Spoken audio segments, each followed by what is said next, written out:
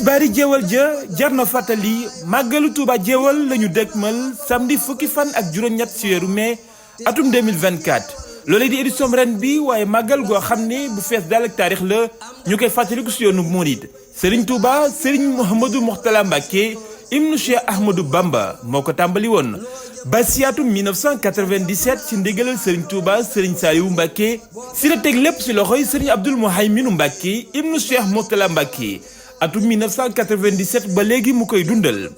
goo xamante ni bi mbooleem ku fi nekkal Serigne Touba Cheikh Ahmadou Bamba feddali nga ko ànd kook moom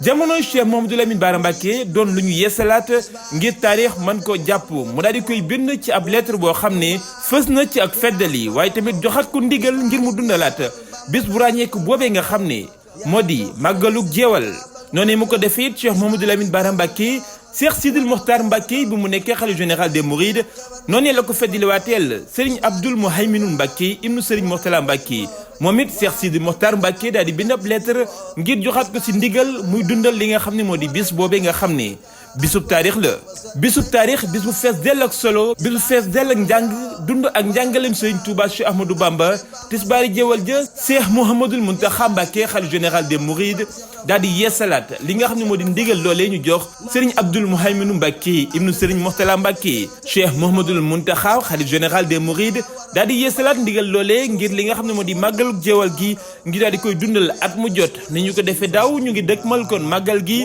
Serigne Abdoul Mouhayminu Mbacké di si woo mboolem jullit yëpp bàyyiwul kenn mboolem taalibi Serigne Touba yëpp bàyyiwul kenn mboolem kilifa yi réew mi yëpp bàyyiwul kenn di bis boo xam ne ñu ngi koy fàttali mboolem kuréelu jéewal yi yëpp kuréelu jéewal yi nga xam ne bis bi seen yitte la mboolem kuréel yi nekk ci réewum Sénégal ci mboolem région yi rawatina bi région bu Louga ak li ko wër yëpp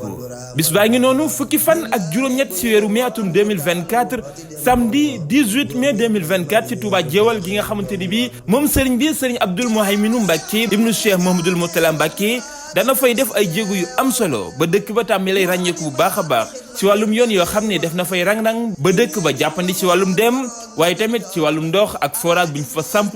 ci wàllum courant bi nga xam ne dugg na ci dëkk bi li nga xamante ni bi moo di wàllum daara ju ñuy jàngee ba ci kër goo xamante ne bi kër dalukaay la di kër Serigne Touba am yéen it dëkk bi daal di war a gën a ubbeeku ci wàllum tali yoo xamante ni bi mu ngi ci am yéene ngir mu yegg ci dëkk bi kon ay jéego yu mag yoo xamante ni bi Serigne Abdoul Mouhayminu Mbacké def na ko fii ci Touba jéewal bi nga xam ne bisub taarix la ñu ngi ciy woo mbooleem ñi nga xamante ne bi ñoo di kilifa yi réew mi ci wàllum gouvernement bi waaye kilifa yi diine yi Sénégal gi yëpp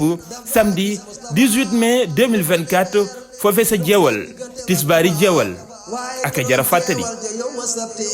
hayu safar lañu waafaloo ka nabti loola waral ahlul badar wayam nga jàpp ni Seex Bamba ne mang caranga